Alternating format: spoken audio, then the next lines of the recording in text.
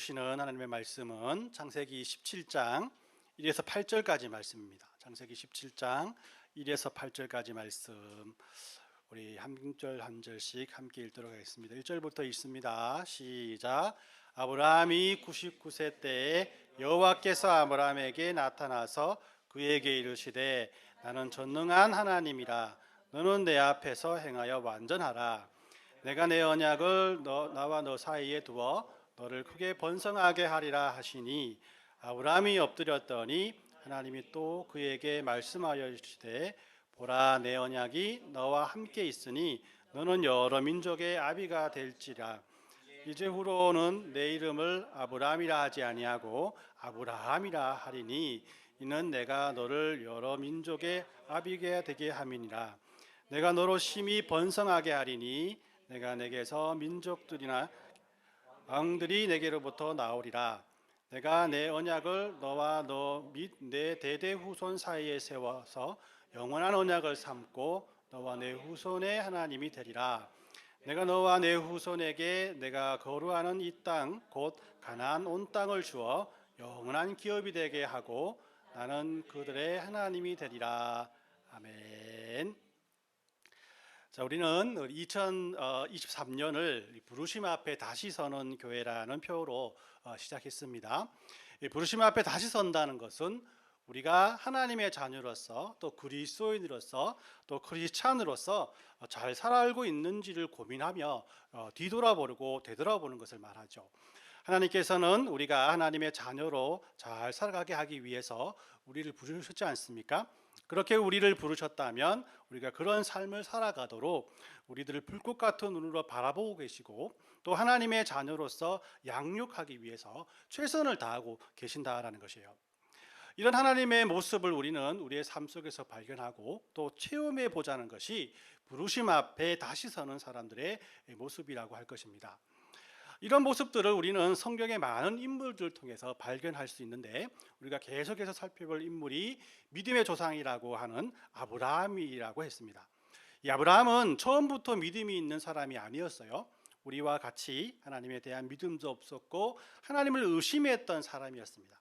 그러나 하나님께서는 그를 애굽으로 보내주셔서 하나님이 애굽의 바로 왕보다 크신 분이심을 체험하게 하시고 또 훈련시키셔서 그때서야 하나님을 인격적으로 만나고 하나님에 대한 믿음을 가지게 되었다라고 우리가 말씀을 통해서 상고해 보았습니다. 아브라함이 이렇게 하나님께서 그를 훈련시키시며 믿음의 조상으로 만들어 가고 계시다라는 것이에요. 우리도 마찬가지가 아니겠습니까? 여러분들이 하나님을 믿는다고 이 자리에 와서 찬양하고 예배하는 것 자체가 하나님의 인도하심이 없이는 있을 수 없는 일이라고 할 수 있어요. 아무리 믿음이 없는 사람이라도 하나님께서는 절대 여러분들을 포기하지 않으시고 지금도 여러분들을 믿음의 사람으로 만들기 위해서 최선을 다해서 열심을 다해서 우리를 지켜보고 계시다는 사실을 우리는 잊지 말아야 한다는 것이에요. 오늘 이 본문은 지난 설교 때 잠깐 살펴본 말씀입니다. 그죠? 아브라함이 하나님께 꾸중을 듣는 이야기입니다. 왜 꾸중을 들었습니까? 하나님의 약속을 지키지 않았기 때문이죠. 무슨 약속을 지키지 않았습니까? 아브라함과 사라 사이에 아들을 낳을 것이라고 하나님께서 약속을 해줬는데 그것을 믿지 않고 사라의 몸종인 하갈을 통해서 이스마엘을 낳자 하나님께서 이에 대해서 꾸중을 했던 사건이라고 할 수 있어요. 우리는 이 사건을 잘 이해하기 위해서 창세기 15장에 대해서 말씀을 잘 알아야 합니다. 우리가 비록 읽진 않았지만 15장에 대해서 여러분들에게 말씀을 드립니다. 하나님께서 아브라함에게 나는 내 방패요 너희의 지극히 큰 상급이라고 이렇게 말씀을 하세요. 지금까지 아브라함이 하나님에 대해서 대꾸를 하지 않았습니다. 그런데 지금부터는 하나님의 말씀에 대해서 대꾸를 해요. 하나님 왜 이런 말을 하시나 싶어서 이렇게 대꾸를 합니다. 주 여호와여 무엇을 내게 주시려 하시나이까 나는 자식이 없사오니 나의 상속자는 이 다메섹 사람 엘리에셀이다라고 이렇게 말씀을 해요. 엘리에셀은 아브라함이 가장 믿는 비서 정도 되는 그런 몸종이라고 할 수 있죠, 그죠? 하나님께서 나에게 자식을 주지 않으니까 엘리에셀이 나의 상속자가 되는 것이 맞는 것이 아닙니까? 라고 하나님 앞에 대꾸를 합니다. 그러자 하나님께서 또 말씀을 하시죠. 그 사람이 네 상속자가 아니라 내 몸에서 날 자가 상속자가 되리라라고 다시 한번 말씀을 해요. 그리고 이번에는 그냥 말로만 하지 않고 시청각을 이렇게 사용해서 합니다. 그래서 아브라함 보고 밖으로 나오라라고 해서 하늘의 별을 보라라고 하고 또 해변의 모래를 보라라고 하면서 내 자손이 저와 같으리라라고 말씀을 해요. 그리고 이 유명한 6절 말씀을 성경이 우리에게 말씀하십니다. 그죠? 창세기 15장 6절 말씀에 아브라함이 여호와를 믿으니 여호와께서 이를 그의 의로 여기시고라고 이렇게 말씀을 하죠. 여기서 아브라함이 믿는 것은 아이를 낳는 확률이 아니라 지금까지 애굽에서 또 전쟁 속에서 자신을 지켜주었던 하나님을 인격적으로 믿는 믿음이라고 할 수가 있습니다. 이렇게 아브라함이 이런 말을 이 말씀을 듣고 아브라함이 이런 말을 합니다. 이제는 확실한 확증이 필요한 것 같습니다. 그러면 표징을 나에게 보여주십시오라고 말씀을 해요. 이 팔을 딱 잡고 그죠? 이러시면 안 되죠. 이 증표를 보여야 되는 거 아닙니까? 증표를 보여 내가 믿죠라고 하나님 앞에 대꾸를 하는 거야. 그러자 하나님께서 자기를 위하여 3년 된 암소와 3년 된 암염소와 3년 된 수장과 산비둘기 집비둘기 새끼를 가져오라고 합니다. 그리고 제사를 지내라고 하는 것이죠. 그래서 아브라함이 이 모든 것들을 가지고 와서 그 중간을 쪼개고 그것을 제단 위에 다 이렇게 펼쳐 놓습니다. 그리고 하나님께서 응답하실 때까지 거기에서 기다리죠. 하나님께서 금방 오시지 않으니까 이 솔개가 그 시체 위에 막 다니지 않습니까? 그러니까 아브라함이 짝대기를 가지고 그 새들을 쫓는 그런 시간을 보내게 돼요. 이렇게 시간이 지내고 이 해가 질 무렵이 되자 아브라함이 이제 지쳐서 잠을 자게 되는데 그때 하나님께서 그에게 임하시게 됩니다. 그리고 그의 자손들에게 닥칠 미래에 대해서 그에게 말을 합니다. 23절 말씀을 보면 여호와께서 아브라함에게 이르시되 너는 반드시 알라 내 자손이 이방에서 객이 되어 그들을 섬기겠고 그들은 400년 동안 내 자손을 괴롭히리니 그들이 섬기는 나라를 내가 징벌할지며 그 후에 내 자손이 큰 재물을 이끌고 나오리라라고 이렇게 말씀을 합니다. 여러분들 이 어떤 이야기입니까? 바로 출애굽 이야기지 않습니까? 그죠? 그러니까 이 아브라함의 시대에 벌써 하나님께서는 그들을 통해서 많은 백성들을 이루게 하시고 그들이 바로 애굽에 갔다가 출애굽할 사건 이것을 벌써 그에게 먼저 말을 해주는 거예요. 참 신기하지 않습니까? 그죠? 자, 이런 말을 듣고 난 다음에 해가 저물자 제단 앞에 피워놓았던 숯불을 하나님께서 일으켜셔서 그 쪼개 놓은 재물 사이를 지나가게 하십니다. 이로써 하나님께서는 아브라함의 자녀들로 그들을 번성하게 해주셔서 큰 민족을 이루시겠다는 언약을 아브라함에게 다시 한번 확인하게 하시는 거죠. 도장을 찍었다라고 할 수 있는 겁니다. 이 언약식이 있은 후에 아브라함은 창세기 16장에서 이런 하나님의 언약을 잊어버리고 하갈을 통해서 이스마엘을 낳게 된 거죠. 자, 이 사건이 있은 후에 오늘 읽은 17장 말씀이 나옵니다. 10장에서 하나님께서 이런 아브라함에게 화를 내시는 거예요. 왜 나의 언약을 잊어버리고 기다리지 못하고 이스마엘을 낳았느냐라는 것이죠. 도장을 찍어주고 확인도 했는데 왜 너는 내 언약을 믿지 않고 그렇게 행하느냐라고 하나님께서 꾸중을 하시는 겁니다. 그리고 하나님께서 아브라함과 맺은 언약을 잊어버리지 않게 하기 위해서 오늘 17장에서 첫 번째로 그의 이름을 바꾸어 주고요. 그죠? 또 우리가 읽지 않았지만 17장 후반부에 보면은 할례를 행하라는 명령을 하고 계신 거예요. 오늘은 이 두 가지, 즉 이름을 바꾸고 또 할례를 행하는 이 사건이 어떤 것을 의미하고 있고 하나님께서는 이 사건을 통해서 아브라함을 어떻게 이끌어 주시고 또 그를 어떤 사람으로 만들어 가시는가에 대해서 오늘 말씀을 나누어 보도록 하겠습니다. 먼저 하나님께서 아브라함의 이름을 아브라함이라고 부르시게 만들었어요. 계명을 했다는 거죠. 그죠? 우리 17장 5절 말씀에 보니까 이후로는 내 이름을 아브람이라 하지 아니하고 아브라함이라 하리니 이는 내가 너를 여러 민족의 아비가 되게 함이니라라고 이렇게 말씀을 합니다.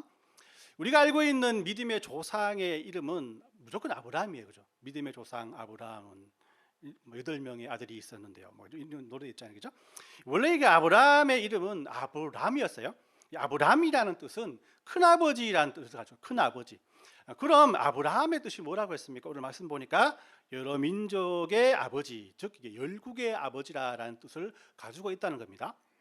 이 5절을 우리가 중요하게 보면서 눈여겨보아야 할 단어가 무엇이겠어요? 이 대부분은 아브라함이라는 단어에 초점을 맞춥니다.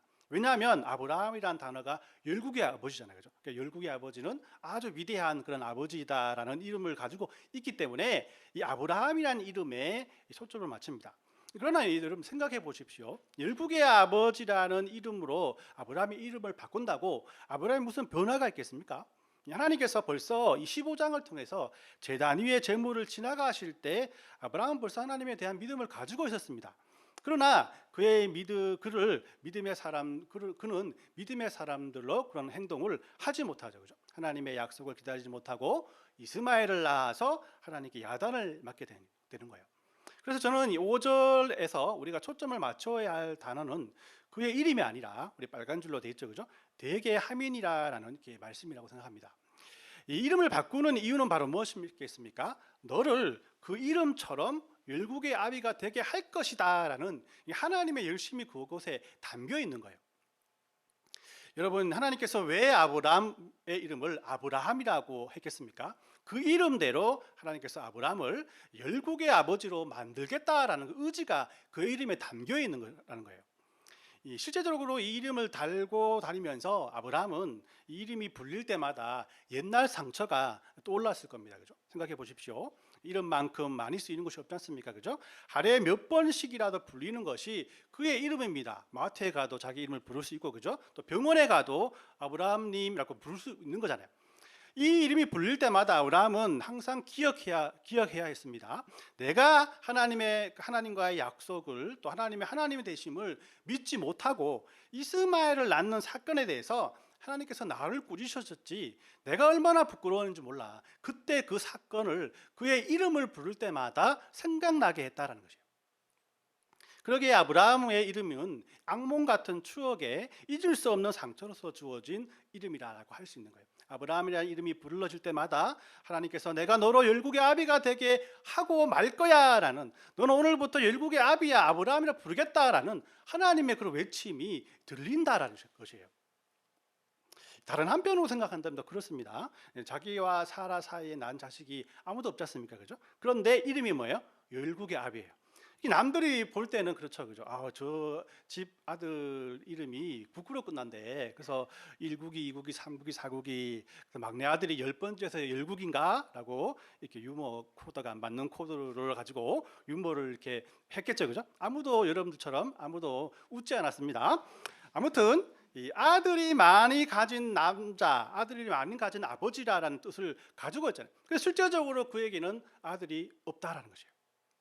그래서 이렇게 아브라함은 자기 이름이 불릴 때마다 이렇게 많은 사람들에게 비아냥거림을 당했다라는 것이에요.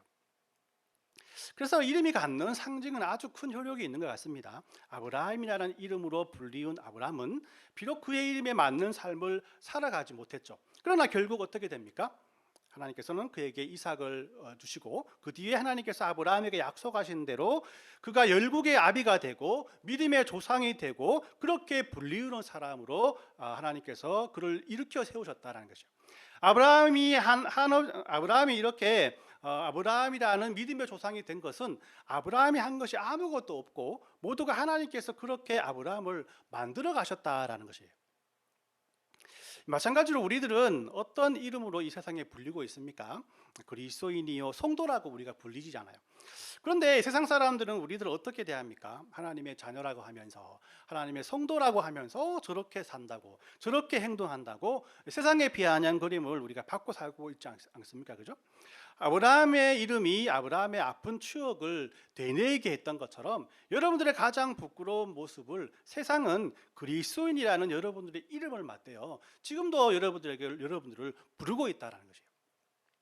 그러나 이런 모습이야말로 또 믿음의 생활로 볼 때는 가장 큰 축복이라 할 수 있습니다. 왜냐하면 그 이름대로 하나님께서는 우리를 만들어 가실 것이고 결과적으로 그 이름을 비웃던 모든 사람들에게 하나님의 살아계심을 보여줄 때가 곧 올 것이기 때문이란 겁니다. 이 두 번째로 하나님께서 아브라함에게 할례를 행하라라고 이렇게 말씀하세요. 우리 17장 10절 11절 말씀을 보겠습니다. 너희 중 남자는 다 할례를 받으라. 이것이 나와 너희와 너희 후손 사이에 지킬 내 언약이니라. 너희는 포피를 베어라. 이것이 나와 너희 사이의 언약의 표징이니라라고 이렇게 말씀을 해요.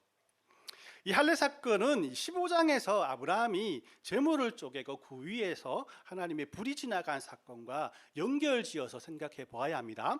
당시 이런 행동은 물건을 거래하는 방식 중에 하나였다고 해요.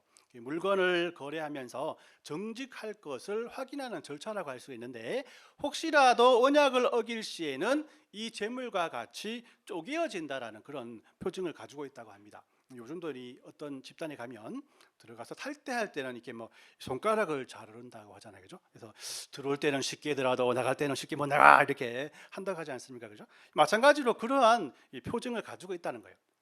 할례도 이와 같은 언약의 표징이라고 할 수 있습니다. 이름을 바꾸어서 매일 이름이 불려질 때마다 아브라함의 연약함을 확인시켰던 하나님께서 이 할례를 통해서도 그 아픔과 하나님의 언약을 매일매일 확인하게 하신 거예요. 왜냐하면 이 남자들은 할례를 하고 난 다음에 화장실 갈 때마다 매일매일 확인해야 되잖아요, 그죠? 그때마다 하나님의 언약을 확인하게끔 했다라는 것이죠. 그리고 실제적으로 할례는 남자의 생식기를 자르는 행위잖아요, 그죠? 더 이상 육체적인 종족 보존 능력을 갖지 못하는 자라라는 그런 의미를 가지고 있다고 합니다. 실제적으로도 사라는 육체적으로 아이를 낳지 못하는 나이잖아요, 그죠? 그렇기 때문에 아브라함이 할례를 받으면서 자기에게서 나오는 자녀는 하나님의 자연적인 현상에서 나오는 자녀가 아니라, 자신의 능력으로 낳은 자녀가 아니라 하나님의 능력으로 인해서 낳은 자녀라는 것을 확신했다라는 것이에요. 그래서 로마서 4장 18절 말씀을 보면 이렇게 말합니다. 아브라함이 바랄 수 없는 중에 바라고 믿었으니 이는 내 후손이 이와 같으리라 하신 말씀대로 많은 민족의 조상이 되게 하려 하심이라, 이렇게 말씀을 해요. 여기에서 바랄 수 없는 중에 바라라는 믿음이라는 것은 아브라함이 할례를 통해서 체험했던 것이죠. 이 말씀에서도 하나님께서는 아브라함을 많은 민족의 조상이 되게 하려 하심이라라고 말씀을 하시면서 하나님께서 분명히 이 사실을 이루리라라는 하나님의 열심을 우리에게 말씀하고 계시다라는 거예요. 여러분, 이 성도들의 생활 중에서 언제나 제일 어려운 유혹이 어떤 힘과 자기 지혜와 용기가 나라부터 나왔다라고 생각하며 만족을 얻으려는 그런 유혹인 것 같아요. 이런 유혹들이 하나님께서 우리를 믿음의 사람으로 만들려는 일에 걸림돌이 될 수 있다는 것이에요. 그래도 불구하고 하나님께서는 이런 우리들을 나분하지 않으시고 하나님의 계획을 향해서 우리를 계속해서 이끌어주고 있다는 것이에요. 때론 이름을 바꾸라고 하고 때론 할례를 행하라고 하시면서 계속해서 우리들이 하나님께서 하신 이 약속을 잊어버리지 않게 하신다라는 것입니다. 오늘 이렇게 말씀을 정리해 봅니다. 하나님께서는 믿음이 없고 하나님을 믿지 않던 아브라함을 아무 조건 없이 불러내시어 믿음의 조상으로 만들겠다라고 그와 약속을 하셨습니다. 때론 애굽으로 보내셔서 하나님께서 전능하신 분이라는 사실을 체험하게 하시고, 또 증거를 보여달라는 아브라함에게 재물을 쪼개시고 그 사이로 친히 지나가셨어요. 또 그래도 믿지 못하고 또 하갈을 통해서 이스마엘을 낳게 되자 또 그를 꾸짖으시면서 하늘의 별과 바다의 모래를 보게 하시며 더 나아가 그의 이름을 바꾸고 할례를 행하게 하심으로 하나님의 언약을 잊어버리지 않게 재확인하셨다라는 것이에요. 하나님께서 아브라함의 이름을 아브라함으로 바꾸신 것도, 그에게 할례를 행하신 것도 모두 다 하나님의 언약을 잊지 말라는 하나님의 배려라는 겁니다. 하나님께서 우리들이 이 세상에서 그리스도인으로 살게 하시려고, 하나님의 이름을 욕보이지 않게 살게 하시려고 자기의 아들 예수님을 이 땅에 보내시어서 십자가에 죽게 하셨고, 이를 통해서 우리들이 할례의 흔적이 아니라 십자가의 흔적을 우리의 몸에 가지고 살아가게끔 하셨다라는 것이에요. 자, 그렇다면 우리들은 그리스도인이라는 이 이름에 합당하게, 그리고 십자가의 흔적으로 역경과 어려움을 싸우며 살아가야 되지 않겠습니까? 이것이 오늘 설교의 제목처럼 하나님의 약속의, 하나님의 언약의 흔적이 우리의 삶 속에 되어야 한다라는 것입니다. 오늘 우리들은 아브라함을 아브라함 되게 하시기 위해서 무단히 애쓰시고 힘쓰시는 하나님의 말씀을 오늘 읽은 말씀을 통해서 발견하게 되었어요. 이처럼 우리를 향한 하나님의 열심은 그 어떤 것도 막을 수 없는 하나님의 사랑을 표시하고 있다는 겁니다. 마지막으로 로마서 8장 31절 32절을 말씀을 읽어드리겠습니다. 그런즉 이 일에 대하여 우리가 무슨 말을 하리요? 만일 하나님이 우리를 위하시면 누가 우리를 대적하리요? 자기 아들을 아끼지 아니하시고 우리 모든 사람을 위해서 내어주신 이가 어찌 그의 아들과 함께 모든 것을 우리에게 주시지 아니하겠느냐? 이것이 하나님께서 아브라함을 아브라함 되게 하고 우리를 이 자리에 있게 하시는 하나님의 은혜요, 사랑이요, 열심이라는 것이에요. 이런 은혜와 사랑과 열심을 생각하며 하나님께 감사하며 이번 한 주간을 보내시는 저와 여러분들 되시길 예수님의 이름으로 축원합니다. 아멘.